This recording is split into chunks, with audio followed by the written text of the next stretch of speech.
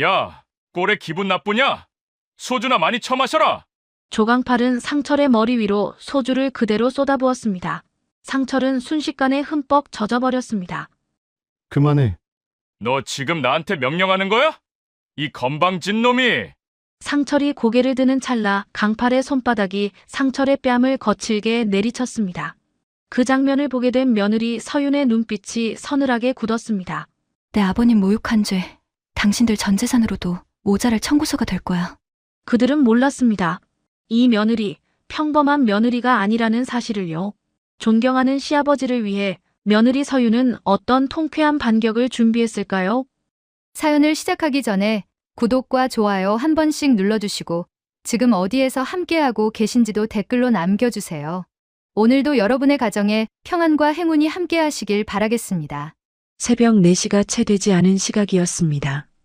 서울 강남구 한복판에 우뚝 솟은 22층짜리 빌딩 골든타워의 로비는 쥐 죽은 듯 고요했어요. 형광등 불빛만이 차갑게 대리석 바닥을 비추고 있었고 그 빛 아래 한상철이 혼자 야간 순찰 일지를 적고 있었죠. 68살. 반듯하게 한 글자 한 글자 눌러 쓰는 그 손의 마디마디는 퉁퉁 부어 있었습니다. 밤새 서고 앉기를 반복한 무릎은 일어설 때마다 낮은 신음이 절로 새어나왔어요. 상철은 그 소리가 로비에 울릴까봐 얼른 입을 틀어막았습니다. 이 고단함을 소리내어 표현하는 것 자체가 어쩐지 부끄러웠거든요. 아들 내외는 이 사실을 몰랐어요. 상철이 밤마다 이 차가운 로비에서 새벽을 버티고 있다는 것을요. 며느리 강서윤은 중앙지검 특수부 검사였는데 그 잘나가는 며느리에게 짐이 되기 싫었습니다. 그 마음 하나로 상철은 철저하게 숨겼어요. 그러던 어느 날 아침이었습니다. 야간 근무를 막 마치고 도시락을 열려는 참에 전화가 울렸어요. 강팔이었습니다. 야 상철아, 이번 주 토요일에 동창들 모인다. 너도 나와. 명령과 청유의 경계 어딘가에 있는 말투였어요. 상철은 잠시 머뭇거렸습니다. 바쁠 것도 없는 놈이 왜 망설여. 내가 다 예약해놨다고. 너만 빠지면 섭섭하잖아. 전화를 끊고 난 뒤 상철은 한참 동안 도시락 뚜껑을 열지 못했습니다. 섭섭하다는 그 말 한마디에 마음이 흔들린 자신이 스스로도 한심했어요. 저 사람이 진심으로 자신을 챙겨서 하는 말이 아니라는 것을 알면서도 수십 년 묵은 동창이라는 이름 앞에서는 거절이 쉽게 나오지 않았던 거예요. 한편 그 시각 강팔은 속으로 비열한 미소를 지우고 있었습니다. 오늘 상철이 놈 동창들 앞에서 제대로 망신을 줘야지. 내 위신도 좀 세우고. 토요일이 되었습니다. 상철은 오랫동안 옷장 깊숙이 넣어두었던 양복을 꺼냈어요. 아들 진수의 결혼식 때 맞춰 입었던 옷이었는데 오랜만에 꺼내 입어보니 품이 조금 넉넉해진 것이 느껴졌습니다. 그만큼 몸이 줄었다는 뜻이었죠. 그래도 오늘만큼은 제대로 차려입고 싶었어요. 거실로 나온 상철을 서윤이 보았어요. 아버님, 오늘 정말 멋있으신데요. 어디 가세요? 친구들 좀 만나기로 했다. 오랜만에. 서윤은 잠시 부엌으로 들어갔다가 봉투 하나를 들고 나왔습니다. 아무 말 없이 상철의 재킷 주머니에 슬며시 넣어주었어요. 맛있는 거 많이 드시고 오세요, 아버님. 상철은 주머니 위로 손을 얹었습니다. 고맙다. 잘 다녀올게. 현관을 나서는데 등 뒤로 서윤의 목소리가 들렸어요. 조심해서 다녀오세요, 아버님. 그 목소리가 너무 따뜻해서 오히려 발걸음이 무거웠습니다. 그날 저녁 강남의 한 고급 일식당에 오래된 동창들이 모여 있었습니다. 상철이 문을 열고 들어섰을 때 자리는 이미 채워져 있었어요. 강팔이 테이블 상석에 앉아 있었고 그 양옆으로 동창들이 자리를 잡고 있었습니다. 상철을 보자마자 강팔이 손을 흔들었어요. 야, 왔어? 거기 앉아. 상석 맞은편 테이블 끝자리였습니다. 누가 봐도 가장 구석진 자리였어요. 상철은 아무 말 없이 그 자리에 앉았습니다. 처음에는 그저 평범한 술자리처럼 흘러갔어요. 근황을 묻고 옛날 이야기를 꺼내고 술잔이 오가는 자리였습니다. 하지만 술이 두어 순배 돌고 나자 분위기가 조금씩 달라졌어요. 강팔의 입꼬리가 슬며시 올라가기 시작했습니다. 상철은 그 표정을 알았어요. 50년 가까이 봐온 표정이었으니까요. 지금부터 시작이라는 신호였습니다. 강팔이 능청스럽게 입을 열었어요. 야, 우리 상철이 요즘 뭐 하는지 알아? 내 건물 경비야. 갈 데가 없다고 하도 사정을 해서 내가 특별히 자리 하나 만들어줬다. 동창 하나가 상철을 위아래로 훑어보며 말했습니다. 경비 월급은 얼마나 받냐? 야간 수당은 나와? 사장님한테 잘 보여서 수당 좀 많이 달라고 좀 해봐.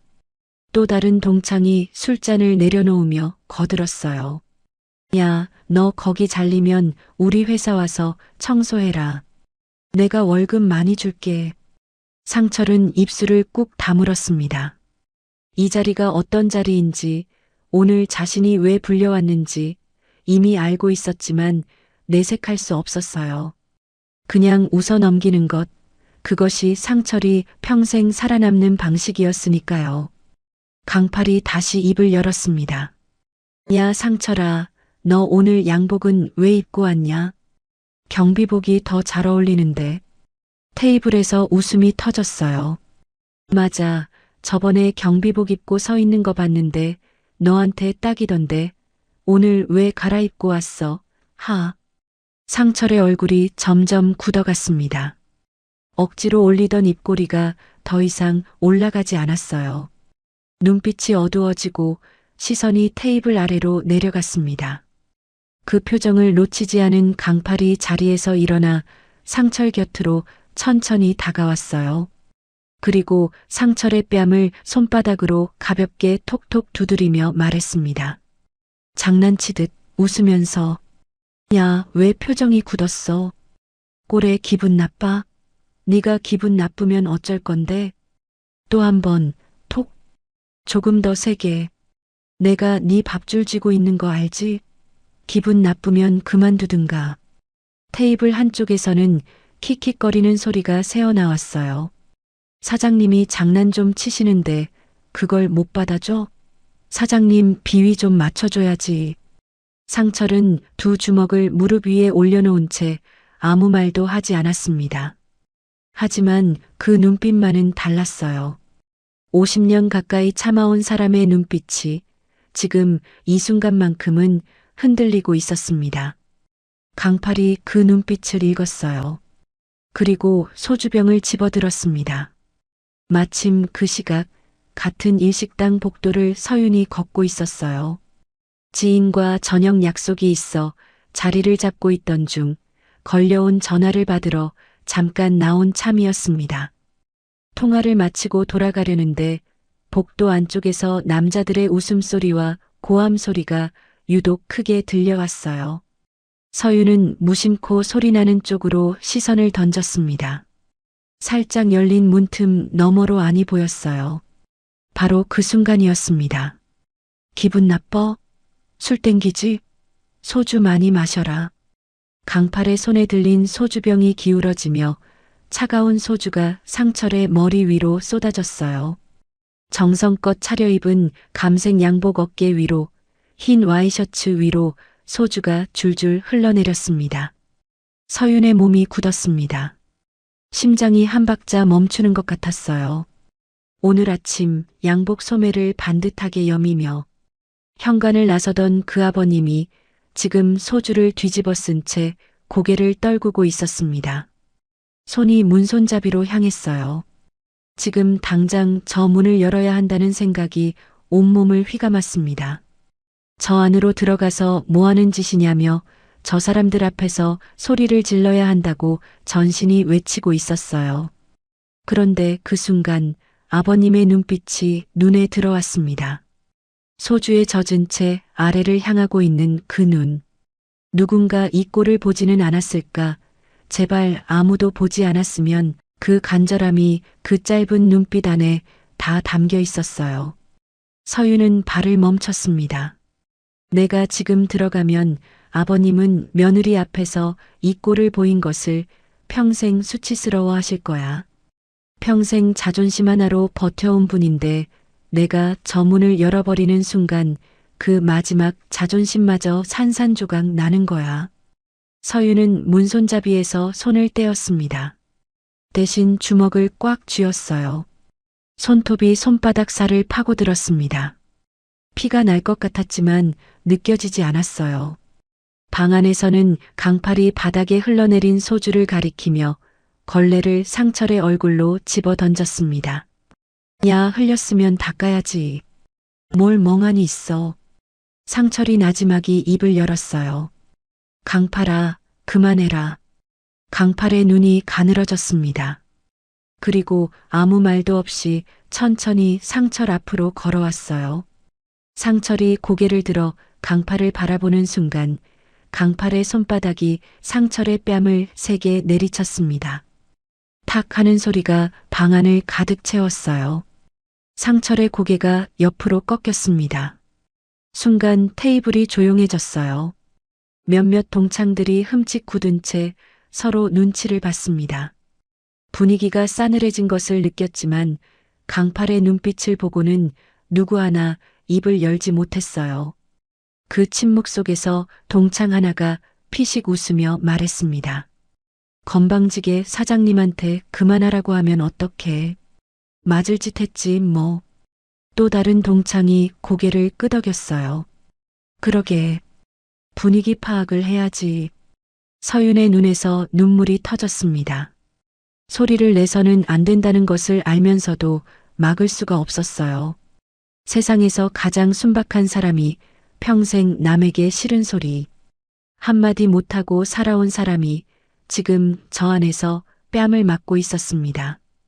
그것도 친구라는 이름을 달고 있는 사람에게. 가슴이 무너졌습니다. 분노가 치밀어 올랐어요. 하지만 서유는 그 분노를 지금 쓸 수 없다는 것을 알았습니다. 지금 이 분노를 써야 할 곳은 여기가 아니었어요. 서유는 문틈으로 그 얼굴들을 하나하나 천천히 확인했어요. 강팔의 옆에서 가장 크게 웃고 있는 남자. 맞을 짓 했다고 고개를 끄덕이던 남자. 분위기 파악을 해야 한다며 비아냥거리던 남자. 서유는 그 얼굴들을 눈에 단단히 새겼습니다. 하나도 빠짐없이. 그리고 입술을 달싹이며 아주 낮게 응조렸어요. 웃음소리 기억해두죠. 곧 통곡으로 바꿔드릴 테니까. 그것은 협박이 아니었습니다. 검사 강서윤이 지금 이 순간부터 이 사건을 맡겠다는 세상에서 가장 조용하고 세상에서 가장 무서운 선전포고였어요. 서윤은 젖은 눈을 닦지 않은 채 천천히 몸을 돌렸습니다. 하지만 가슴 속에서는 지금 이 순간에도 아버님의 뺨을 가르던 그 소리가 메아리치고 있었습니다. 그 소리는 오래도록 사라지지 않을 것이었어요. 서유는 상철보다 먼저 집에 들어왔습니다. 현관문을 닫자마자 거실에 잠깐 멈춰 섰어요. 일식당 복도에서 봤던 그 장면이 여전히 눈앞에 맴돌고 있었습니다. 소주를 뒤집어 쓴 채 고개를 떨구던 아버님의 뒷모습, 탁하는 소리와 함께 옆으로 꺾이던 그 고개. 서유는 눈을 감았다가 떴습니다. 지금 이 감정을 추스르지 않으면 아버님이 들어오셨을 때 얼굴을 마주할 자신이 없었어요. 서유는 안방으로 들어가 불을 끄고 이불 속에 들어갔습니다. 자는 척을 해야 했어요. 아버님이 며느리 몰래 조용히 들어오실 수 있도록 아무것도 보지 못한 사람처럼 있어야 했습니다. 얼마나 지났을까요? 현관문이 조심스럽게 열리는 소리가 들렸습니다. 한편 그 시각 상철은 현관 앞에서 한참을 머뭇거리고 있었어요. 소주 냄새가 옷에 배어 있었습니다. 아들과 며느리가 깨어 있으면 어쩌나 싶었어요. 이 꼴을 들키면 안 된다는 생각 하나로 상철은 숨을 죽이고 아주 천천히 신발을 벗었습니다. 거실 불이 꺼져 있었어요. 상철은 그 어둠 속에서 한참을 멍하니 서 있었습니다. 불을 켤 수가 없었어요. 불을 켜는 순간 거울에 비친 자신의 모습을 봐야 할 것 같았거든요. 소주에 젖은 채 뺨을 맞고 돌아온 68살 남자의 모습을. 상철은 그것을 볼 자신이 없었습니다. 그냥 어둠 속에 서 있었어요. 상철은 천천히 화장실로 들어갔습니다. 수도꼭지를 틀었어요. 물이 쏟아지는 소리에 기대어 상철은 양복 상의와 젖은 와이셔츠를 벗었습니다. 손으로 천천히 빨기 시작했습니다. 비벼도 소주 냄새가 가시지 않는 것 같았어요. 상철은 더 세게 비볐습니다. 손마디가 빨개졌어요. 그러다 손이 멈췄습니다. 눈물이 떨어졌어요. 한 방울이었는데 그 한 방울이 터지자 막을 수가 없었습니다. 상철은 입술을 꽉 깨물었어요. 소리를 내서는 안 된다는 것을 알았습니다. 아들 부부가 들으면 안 됐어요. 그래서 흐르는 물소리에 그 울음을 묻었습니다. 평생 남들 앞에서 눈물 한 번 보이지 않았던 사람이 지금 차가운 화장실 바닥에 쪼그려 앉아 혼자 울고 있었어요. 서럽다는 감정보다 비참하다는 감정보다 더 깊은 곳에서 올라오는 울음이었습니다. 50년 가까이 참아온 것들이 한꺼번에 터져 나오는 것 같았어요. 문 밖에서 서유는 숨을 죽이고 있었습니다. 물소리 사이로 흘러나오는 낮고 떨리는 숨소리가 들렸어요. 상철이 울음을 참으려 숨을 고르는 소리였습니다. 서유는 그 소리를 들으며 이불을 뒤집어 썼어요. 그리고 소리 없이 오열했습니다. 울음소리가 새어나가면 안 됐어요. 아버님이 들으시면 안 됐습니다. 서유는 이불 속에 얼굴을 묻고 숨이 막힐 것 같은 걸 참으면서 가슴 속에서 터져 나오는 것을 온몸으로 눌렀어요. 눈물이 베개를 적셨습니다. 손이 이불을 쥐어뜯었어요. 아버님은 평생 그렇게 사셨구나. 저렇게 혼자 사귀면서 아무도 모르게 울면서 그렇게 사셨구나. 화장실 물소리가 멈췄습니다. 잠시 후 화장실 문이 열리는 소리가 들렸어요. 상철은 거울 앞에 서서 젖은 얼굴을 닦았습니다. 눈이 벌개져 있었어요. 수건으로 꾹꾹 눌러봤지만 가라앉지 않았습니다. 상철은 그냥 불을 껐어요. 어차피 아무도 볼 사람이 없었습니다. 상철의 발소리가 조용히 안방 쪽으로 향했어요. 서윤의 방문 앞에서 잠깐 멈추는 기척이 느껴졌습니다. 서윤은 숨을 고르고 눈을 감았어요. 이윽고 발소리가 멀어졌습니다. 서윤은 한참 동안 그 자리에서 움직이지 않았어요. 눈물이 다 마를 때까지, 눈이 부을 대로 부을 때까지 가만히 있었습니다. 그리고 마침내 눈을 떴을 때 서윤의 눈빛은 아까와 달랐어요. 슬픔이 가라앉은 자리에 차갑고 단단한 것이 차오르고 있었습니다. 아버님, 제가 그 사람들 법대로 똑같이 갚아줄게요. 기다리세요. 그 말은 소리내어 하지 않았습니다. 하지만 서윤의 가슴 속에서 그 다짐은 이미 못처럼 박혀 있었어요. 절대 빠지지 않을 못이었습니다. 다음 날 아침 서윤은 평소보다 1시간 일찍 출근했습니다. 검찰청 특수부 사무실에는 아직 아무도 없었어요. 서윤은 자리에 앉자마자 컴퓨터를 켰습니다. 화면이 밝아지는 순간 서윤의 눈빛도 달라졌어요. 어젯밤 이불 속에서 울던 사람이 아니었습니다. 지금 이 자리에 앉은 건 며느리 강서윤이 아니라 중앙지검 특수부 검사 강서윤이었어요.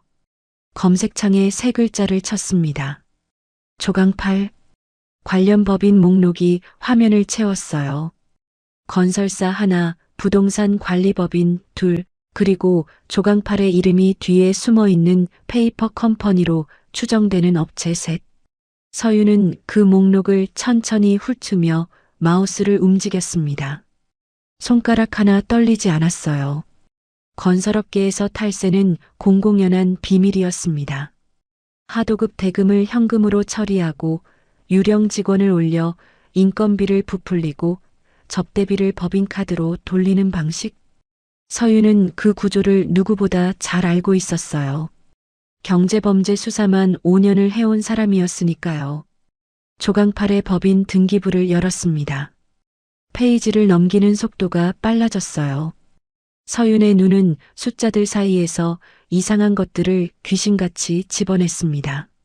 수십억짜리 공사 대금이 현금으로 처리된 내역, 실체가 불분명한 컨설팅 업체로 흘러간 돈, 강팔의 가족 명의로 분산된 부동산 자산들, 빙산의 일각이었어요.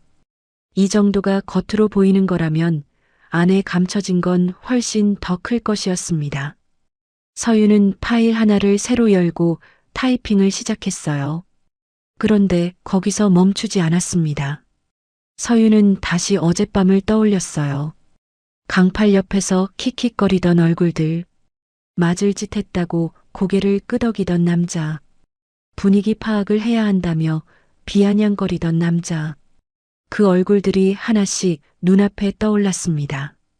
강팔 혼자만의 문제가 아니었어요. 서윤은 어젯밤 문틈으로 확인한 얼굴들을 하나하나 되짚었습니다.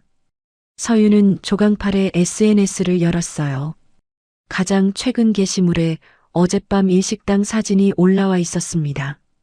술잔을 들고 활짝 웃고 있는 남자들. 강팔이 직접 올린 게시물이었어요. 사진 아래 댓글에는 서로의 이름이 버젓이 적혀 있었습니다. 서윤은 그 얼굴들과 이름을 하나씩 맞춰봤어요. 일식당 문틈으로 봤던 그 얼굴들이었습니다. 틀림없었어요. 유흥주점 운영법인, 건물 임대업, 중소건설 하도급 업체, 저마다 그럴듯한 사업체를 하나씩 가지고 있었어요. 서윤은 각각의 법인 자료를 열어 훑었습니다. 1명, 2명, 3명, 셋 모두 자료를 들여다볼수록 냄새가 났어요. 매출 규모에 비해 지나치게 낮은 신고 소득, 가족 명의로 쪼개진 자산, 현금 거래 비중이 유독 높은 업종들이었습니다. 서윤은 파일에 세 사람의 이름을 더 추가했어요. 조강팔 건설 대표 조강팔, 유흥주점 법인 대표 김두한, 임대업 법인 대표 박성도, 하도급 업체 대표 최재원, 4개의 이름이 화면에 나란히 떠 있었습니다. 서윤은 그것을 한참 바라보다가 천천히 입을 열었어요. 텅 빈 사무실에 아무도 없는 공간에 혼자 중얼거리는 목소리였습니다. 제 아버님 뺨가 나눠서 치르게 해드려야죠. 차갑고 낮은 목소리였어요. 감정이 없는 것처럼 들렸지만 그 안에는 어젯밤 이불 속에서 사귄 모든 것이 응축되어 있었습니다. 서윤은 국세청 특별조사팀 담당자의 번호를 눌렀어요. 신호가 2번 울리고 전화가 연결됐습니다. 저 중앙지검 강서윤 검사입니다. 공조 요청 건으로 연락드렸어요. 조세 포탈 혐의 관련해서 검토해 주실 자료가 있는데 오늘 오후에 시간 되십니까? 전화기 너머로 알겠다는 대답이 돌아왔습니다. 서윤은 전화를 끊고 다시 화면을 바라봤어요. 4개의 이름. 그 이름들 옆에는 이미 숫자들이 빼곡하게 채워져 있었습니다. 수억, 수십억 단위의 숫자들이었어요. 사냥이 시작됐습니다. 서윤이 국세청 특별조사팀에 자료를 넘긴 지 사흘째 되던 날 아침이었습니다. 조강팔은 그날도 여느 때와 다름없이 출근했어요. 기사가 모는 검은 외제차에서 내려 건물 로비로 들어서는 그 걸음걸이에는 여전히 기세가 넘쳤습니다. 엘리베이터를 타고 올라가 사무실 문을 열었는데 직원 하나가 얼굴이 하얗게 질린 채 뛰어왔어요. 대표님, 저기 국세청에서 사람들이 왔는데요. 강팔은 눈썹을 찌푸렸습니다. 뭐? 사무실 안으로 들어서는 순간 강팔의 발이 멈췄어요. 양복 차림의 남자 6명이 서류 캐비닛을 열고 장부를 꺼내고 있었습니다. 직원들은 자기 자리에 굳어 있었어요. 조사관 한 명이 강파를 향해 돌아서며 신분증을 내밀었습니다. 국세청 조사국입니다. 조강팔 대표님이신가요? 강남 건설 세무조사건으로 나왔습니다. 협조 부탁드립니다. 강팔의 얼굴이 순식간에 굳었어요. 세무조사? 야, 사전 통보도 없이 이게 무슨 짓이야? 우리 세무사 통해서 다 신고한 거라고. 강팔이 목소리를 높였습니다. 하지만 조사관은 눈 하나 깜짝하지 않았어요. 특별 세무조사는 사전 통보 없이 진행됩니다. 협조하지 않으실 경우 조사 거부로 처리될 수 있습니다. 강팔은 주먹을 쥐었어요. 눈알이 굴러가며 사방을 둘러봤습니다. 조사관들은 이미 컴퓨터 하드드라이브를 분리하고 있었고 서류 봉투에 장부를 담고 있었어요. 강팔이 소리쳤습니다. 누가 감히 나를. 야, 다 손 떼. 내 변호사 부른다고. 그 시각 강남 일대 세 곳에서 같은 일이 동시에 벌어지고 있었습니다. 유흥주점을 운영하는 김두한의 사무실에도 국세청 조사관 넷이 들이닥쳤어요. 김두한은 마침 사무실에 없었습니다. 전화를 받고 달려왔을 때는 이미 금고가 열려 있었어요. 김두한의 얼굴이 새하얗게 변했습니다. 이게 뭡니까? 우리가 뭘 잘못했다고. 임대업을 하는 박성도의 사무실에서는 조사관들이 임대차 계약서 묶음을 통째로 봉투에 담고 있었어요. 박성도는 연신 전화기를 들었다 놓았다 하며 누군가에게 연락을 시도했지만 받는 사람이 없었습니다. 하도급 업체를 운영하는 최재원은 조사관들이 들어서자마자 뒷문으로 빠져나가려다 딱 마주쳤어요. 조사관이 차갑게 말했습니다. 자리 지켜주십시오. 강팔은 변호사에게 전화를 걸었어요. 신호가 갔지만 받지 않았습니다. 다시 걸었어요. 또 받지 않았습니다. 강팔은 손이 떨리기 시작했어요. 사방에서 조사관들이 움직이고 있었습니다. 서랍이 열리고 파일이 뽑히고 컴퓨터 화면이 캡처됐어요. 그때 조사관 한 명이 서류 한 장을 강팔 앞에 내밀었습니다. 강남 건설법인 계좌 및 관련 자산 동결 통보서입니다.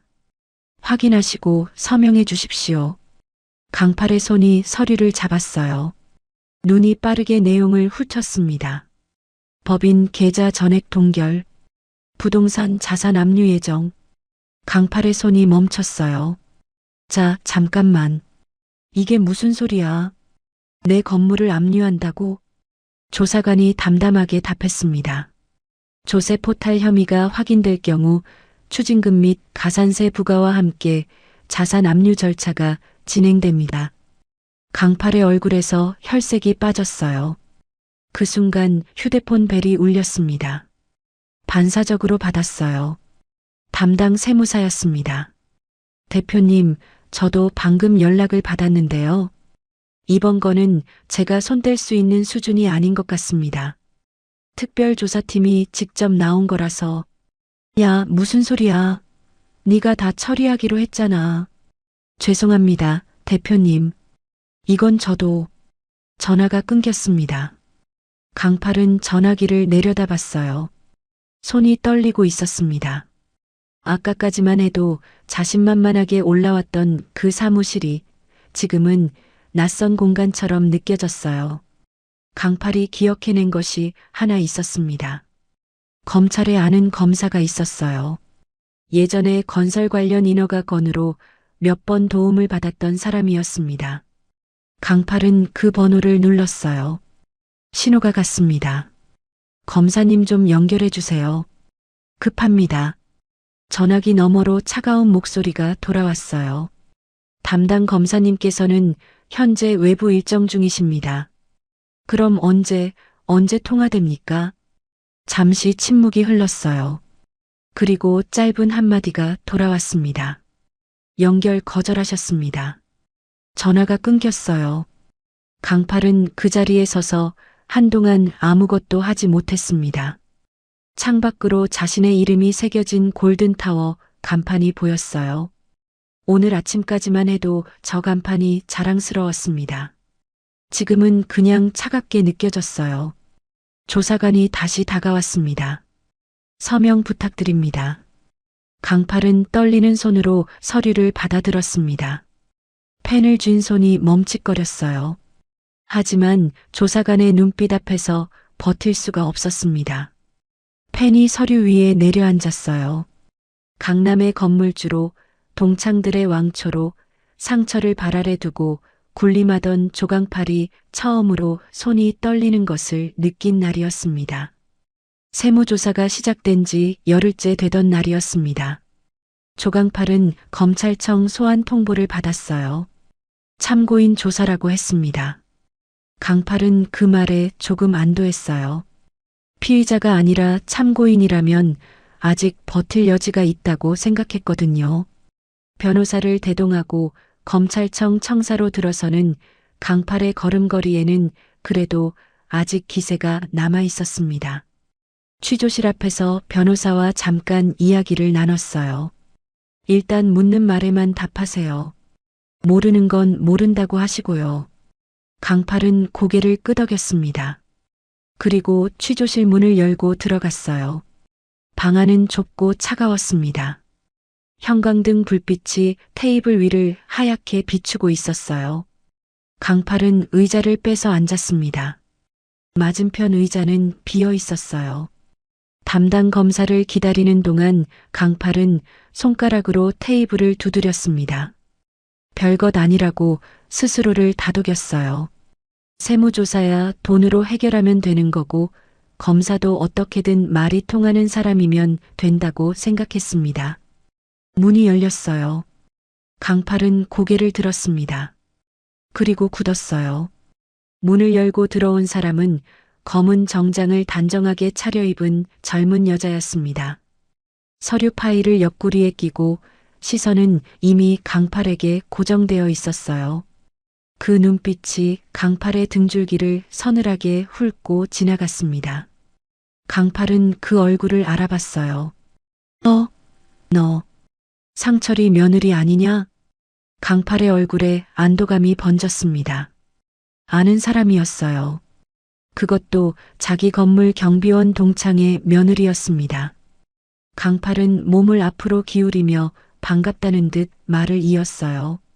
나 상철이랑 50년 넘은 친구야.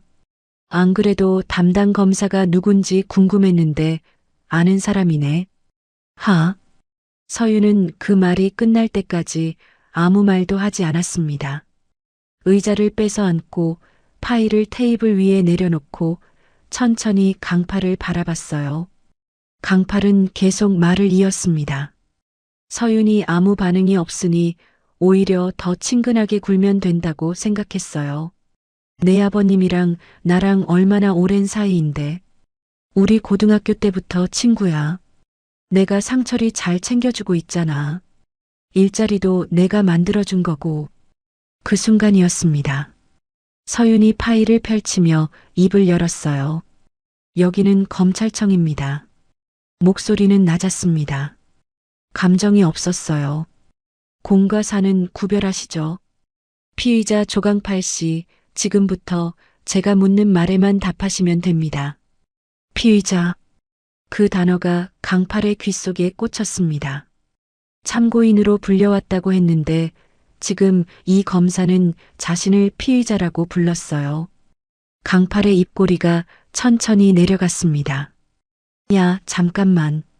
피의자가 무슨 말이야? 나는 참고인으로. 서유는 대답 대신 서류 한 장을 테이블 위에 밀었어요. 강남 건설 2022년도 법인세 신고 내역입니다. 실제 공사 수주액과 신고 매출액의 차이가 23억입니다. 이 차액은 어디로 갔습니까? 강팔의 눈이 서류를 내려다봤습니다. 숫자들이 눈앞에서 흔들리는 것 같았어요. 아까까지만 해도 아는 사람이 담당 검사라서 잘 됐다고 생각했는데 지금 이 여자는 전혀 아는 사람처럼 굴지 않았습니다. 강팔은 헛기침을 하며 말했어요. 그건 세무사가 처리한 거라서 내가 세세한 건 잘. 세무사 지시는 대표님이 하셨습니까? 안 하셨습니까? 그게 예, 아니오로만 답하셔도 됩니다. 강팔의 이마에 땀이 맺히기 시작했어요. 변호사가 한 말이 떠올랐습니다. 모르는 건 모른다고 하라고. 강팔은 입술을 달싹였습니다. 잘 모릅니다. 서윤은 고개를 끄덕이며 다음 서류를 꺼냈어요. 그리고 또 한 장, 또 한 장. 테이블 위에 서류가 하나씩 쌓여갔습니다. 강팔이 관여한 법인 계좌 내역, 가족 명의로 분산된 부동산 자산 목록, 유령 컨설팅 업체로 흘러간 자금 흐름. 서윤은 그것들을 하나하나 짚어가며 질문을 이어갔어요. 감정 하나 없이, 흔들림 하나 없이. 강팔은 점점 의자 깊숙이 몸이 파묻히는 것을 느꼈습니다. 오늘 조사가 끝날 무렵이었어요. 강팔은 변호사와 잠깐 상의를 마치고 다시 취조실로 들어왔습니다. 뭔가 돌파구가 필요했어요. 강팔은 자리에 앉으며 입을 열었습니다. 검사님, 도대체 저한테 왜 이러시는 겁니까? 제가 뭘 그렇게 잘못했다고 이렇게까지 하시는지. 세무조사에 계좌 동결에 이게 말이 됩니까? 서윤은 아무 대답도 하지 않았습니다. 서류를 넘기는 손만 움직이고 있었어요. 강팔이 목소리를 높였습니다. 저한테 뭔가 악감정이 있는 거죠? 처음 봤을 때부터 이상하다 했어. 왜 이렇게까지 하는 거냐고. 그때 서윤이 고개를 들었어요. 강팔은 그 눈빛을 마주했습니다. 차갑고 깊은 눈빛이었어요. 분노도 아니고 억울함도 아니고 그냥 차가웠습니다. 그런데 그 차가움 안에 무언가가 있었어요. 강팔은 그 눈빛을 보는 순간 자기도 모르게 입을 다물었습니다. 그리고 머릿속에서 무언가가 스쳤어요. 세무조사가 갑자기 터진 것, 지금 이 취조실에서 마주한 검사가 하필 상철의 며느리인 것, 그 모든 것이 동창회 모임이 있던 그날 밤에서 시작됐다는 것을 강팔은 그제야 깨달았습니다. 얼굴이 창백해졌어요. 설마 그날 그 일 때문에 이러는 거야? 서윤은 대답하지 않았어요. 그냥 강팔을 바라볼 뿐이었습니다. 그 침묵이 답이었어요. 강팔의 얼굴에서 혈색이 빠졌습니다. 친구들끼리 장난 좀 친 거 가지고 그게 이렇게까지 될 일이야? 서윤이 입을 열었습니다. 가장 낮고 차가운 목소리로 강팔의 눈을 똑바로 바라보며 당신에겐 장난이었겠지요. 강팔이 눈을 깜빡였습니다. 하지만 나에겐 세상 전부를 잃는 고통이었습니다. 강팔은 그 말을 듣는 순간 입이 다물어졌어요. 서윤은 시선을 거두지 않은 채 서류를 꺼내 테이블 위에 밀었습니다. 2020년부터 2023년까지 강남 건설법인세 총 50억입니다. 유령 컨설팅 업체로 빼돌린 비자금 14억. 가족 명의로 분산한 부동산 자산시가 230억. 이것만으로도 특정범죄 가중처벌법상 조세포탈 혐의가 충분히 성립합니다. 숫자들이 공기 중에 떠돌았습니다. 강팔의 얼굴이 점점 굳어갔어요. 서윤은 멈추지 않았습니다. 골든타워를 포함한 보유 건물 4채 전부 압류 예정입니다. 법인 계좌는 이미 동결됐고요. 추징금과 가산세까지 합산하면 당신이 평생 모은 재산으로도 다 치르기 어려울 수 있습니다. 강팔의 눈이 흔들리기 시작했어요. 잠깐만. 그게 다 내 건데. 내가 평생 일해서 모은 거라고. 그걸 다 가져가면 나는 어떻게 살라고. 서윤은 대답하지 않았습니다. 다음 서류를 꺼냈어요. 강팔이 테이블을 손바닥으로 쳤습니다. 나만 이런 거야? 나만 탈세한 줄 알아? 건설업계에 다 이렇게 해. 내 주변에 나보다 심한 사람들이 얼마나 많은데 걔네도 다 같이 털어봐. 서윤이 펜을 내려놓았어요. 그리고 천천히 강파를 바라봤습니다.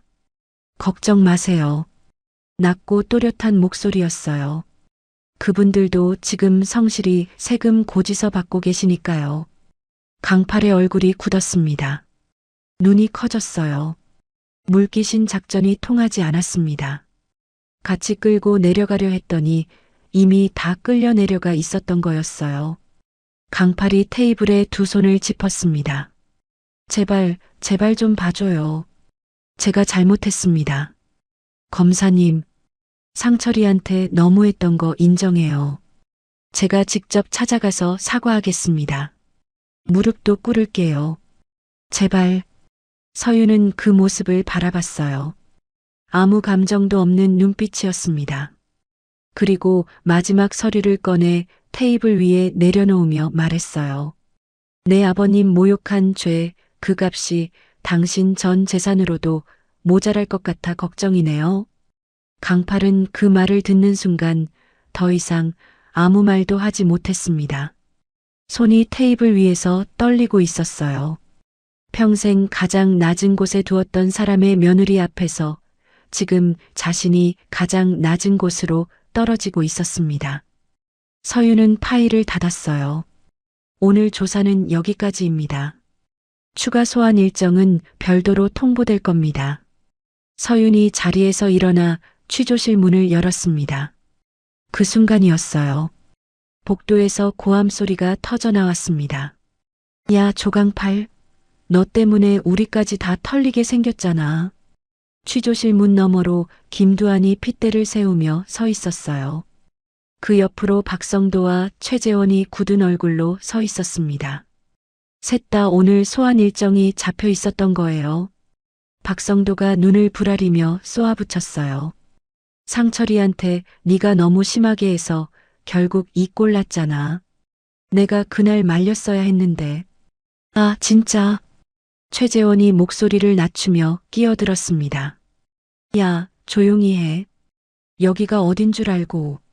근데 강팔아, 진짜 어떻게 할 거야 이거. 나 추징금만 몇 척이야, 몇 척. 셋이 뒤엉켜 고함을 치는 사이 복도를 지나던 검찰청 직원들이 발걸음을 멈추고 바라봤어요. 서윤은 그 광경을 복도 한쪽에서 조용히 바라봤습니다.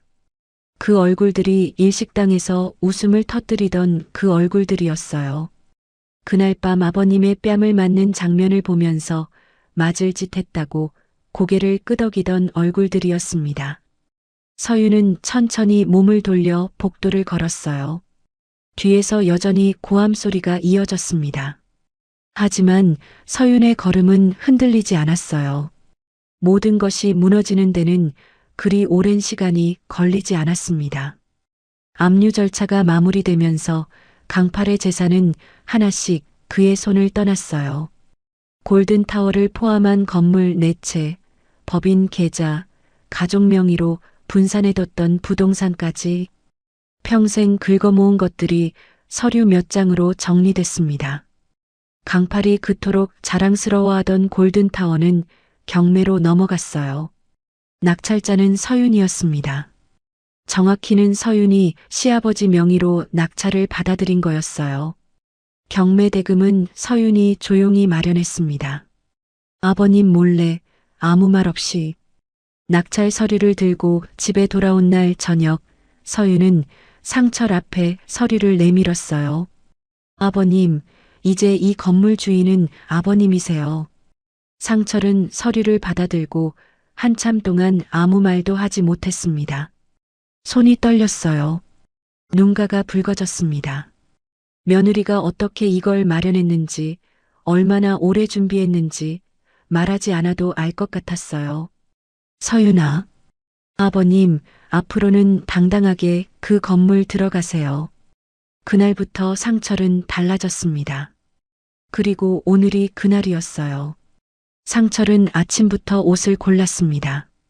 서윤이 얼마 전 몰래 맞춰준 짙은 감색 수트였어요. 예전 결혼식 양복과는 차원이 달랐습니다. 어깨선이 반듯하게 맞아떨어졌고 소매 길이도 딱 맞았어요. 거울 앞에 선 상철은 잠시 자신의 모습을 바라봤습니다. 68살 남자의 얼굴이었지만 그 눈빛은 달랐어요. 새벽 4시 차가운 로비에서 혼자 순찰 일지를 쓰던 그 눈빛이 아니었습니다. 골든타워 앞에 도착한 상철은 잠시 건물을 올려다봤어요.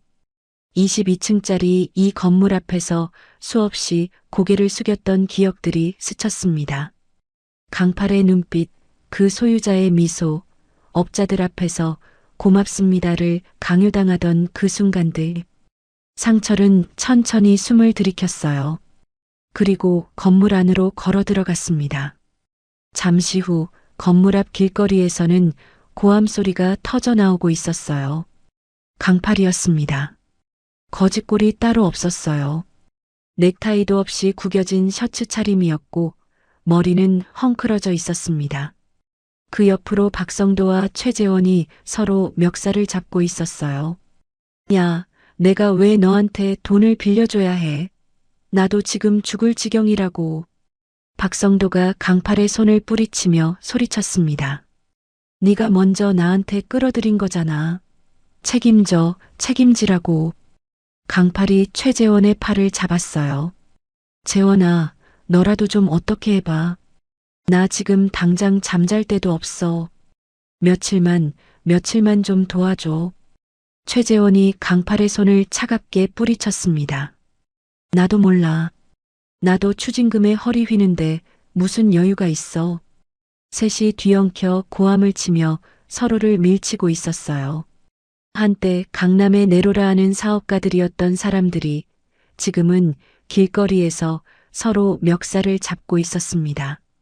지나가던 행인들이 힐끗거리며 발걸음을 빨리 했어요. 그때였습니다. 건물 유리문이 열렸어요. 상철이 걸어 나왔습니다. 짙은 감색 수트에 반듯하게 빗어넘긴 머리. 건물 로비에서 막 나온 사람답지 않게 마치 처음부터 이 건물의 주인이었던 사람처럼 걸음걸이가 자연스러웠어요. 강팔이 먼저 봤습니다. 눈이 굳었어요. 박성도와 최재원도 멱살을 잡던 손을 서서히 내렸습니다. 셋 모두 입을 다물었어요. 방금 전까지 고함을 치던 사람들이 동시에 얼어붙었습니다. 강팔의 입술이 달싹였어요. 상철이? 상철은 멈추지 않았습니다. 천천히 그 세 사람 앞으로 걸어왔어요. 그리고 강팔 앞에 섰습니다. 강팔은 그 눈빛을 마주하지 못하고 시선을 내렸어요. 한때 이 사람을 발 아래 두고 군림했던 사람이 지금은 그 눈빛을 똑바로 볼 수가 없었습니다. 강팔이 목소리를 낮추며 말했어요. 상철아, 나 지금 진짜 어렵다. 잠깐만 얘기 좀 하자. 우리가 50년 친구잖아. 나 좀 도와줘. 상철은 한참 동안 강팔을 바라봤습니다. 아무 말도 하지 않았어요. 그 침묵 안에 50년이 담겨 있었습니다. 그리고 상철은 천천히 재킷 안주머니에서 지갑을 꺼냈어요. 1,000원짜리 몇 장을 꺼내 강팔의 손에 쥐어줬습니다. 이걸로 소주에 컵라면이나 사 먹어라. 그 말을 끝으로 상철은 몸을 돌렸어요. 걸음이 흔들리지 않았습니다. 당당했어요. 평생 이 사람 앞에서 한 번도 가져본 적 없는 그 당당함이 지금 상철의 등에서 느껴졌습니다. 강팔은 손바닥 위에 1,000원짜리 몇 장을 내려다봤어요. 아무 말도 나오지 않았습니다. 박성도와 최재원도 마찬가지였어요. 셋 모두 그 자리에 서서 멀어지는 상철의 뒷모습을 바라봤습니다. 50년 전 처음 만났을 때부터 강팔은 늘 위에 있었어요. 그런데 지금 이 순간 걸어가는 사람과 서 있는 사람이 뒤바뀌었습니다. 그것이 강팔에게는 세금 폭탄보다 건물 압류보다 더 무거운 것이었어요. 상철은 뒤를 돌아보지 않았습니다. 골든타워의 새 주인이 바뀌었다는 소문은 금방 퍼졌습니다. 상철은 건물주가 된 첫날 경비실로 내려갔어요. 야간 근무를 서고 있던 경비원 2명이 깜짝 놀라 자리에서 일어섰습니다. 상철은 손을 저으며 말했어요. 앉아요, 앉아. 오래 서 있으면 무릎 아프니까. 그리고 2사람의 급여를 올려줬습니다. 야간 수당도 따로 챙겨줬어요. 경비실에 안마의자도 들여놨습니다. 건물 관리 직원들 사이에서 상철은 금방 소문이 났어요. 세상에서 가장 좋은 건물주라고. 상철은 그 말을 들을 때마다 쑥스럽게 웃었습니다. 그러던 어느 날 저녁 상철은 혼자 골든타워 로비에 잠깐 들렀어요.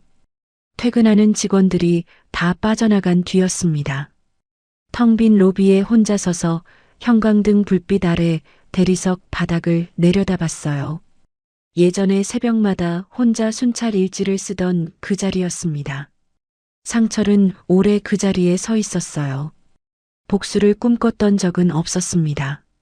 강파를 무너뜨려야겠다고 다짐한 적도 없었어요. 그냥 하루하루 버텼을 뿐이었습니다. 새벽 4시 차가운 로비를 지키고 모욕을 꾹 사귀고 며느리에게 짐이 되지 않으려 애썼을 뿐이었어요. 그런데 지금 이 자리에 서 있었습니다. 상철은 그것을 복수라고 부르지 않았어요. 그냥 자신의 삶을 되찾은 것이었습니다. 누군가를 끌어내린 게 아니라 자신이 있어야 할 자리로 돌아온 것이었어요. 그 차이가 상철에게는 중요했습니다. 살다 보면 억울한 일이 생기죠. 참아야 할 때가 있고 고개를 숙여야 할 때가 있어요. 그렇다고 그게 끝이 아니라는 것을 상철은 이제 알았습니다. 버티는 사람이 결국 자기 자리를 찾는다는 것을요. 상철은 로비불을 끄고 건물을 나섰어요.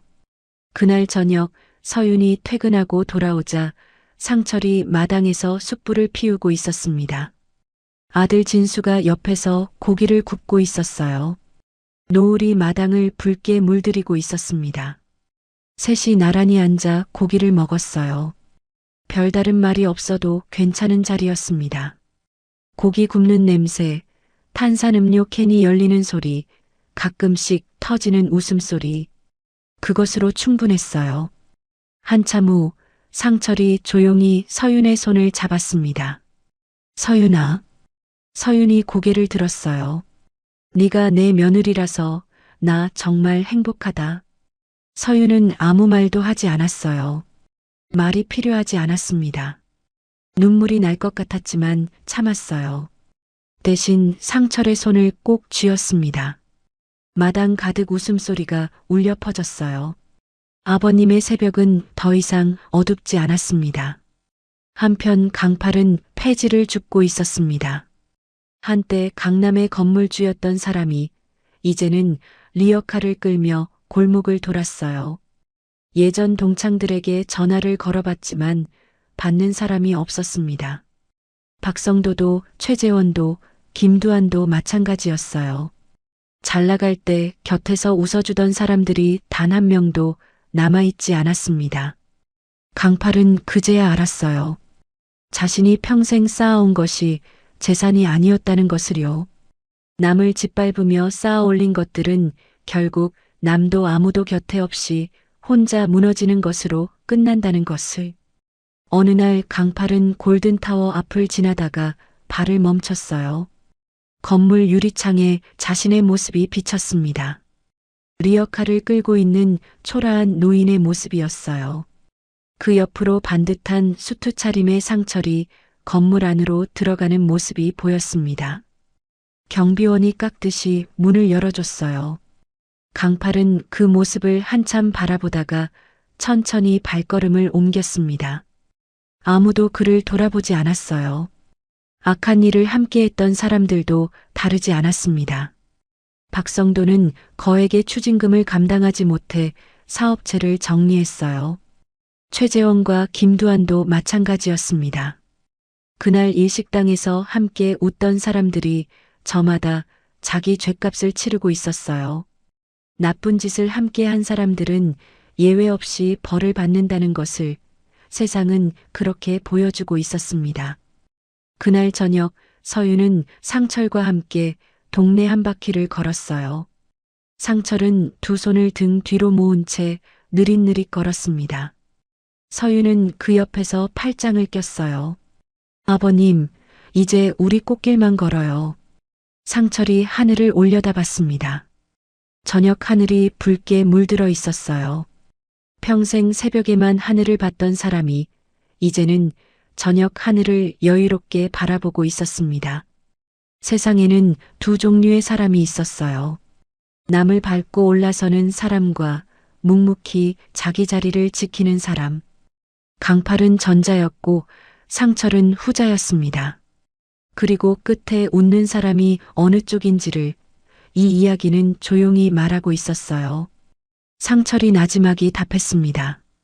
그래, 고맙다. 내 딸아. 두 사람의 발걸음이 나란히 이어졌어요. 피를 나누지 않아도 진짜 가족이 될 수 있다는 것을 이 두 사람은 그렇게 증명하고 있었습니다. 상철은 하늘을 보며 조용히 웃었습니다. 이번엔 새벽이 아니라 따뜻한 저녁 하늘 아래서 오늘 이야기 어떠셨나요? 이 사연이 마음에 드셨다면 무료로 할 수 있는 구독과 좋아요로 마음을 나누어 주세요. 그리고 사연 주인공에게 건네고 싶은 위로나 응원의 말이 있으시다면 댓글로 남겨주세요. 당신의 한마디가 누군가에겐 오늘 하루를 버틸 큰 힘이 됩니다. 늘 건강하시고 내일도 밝고 따뜻한 하루가 되시길 바랍니다.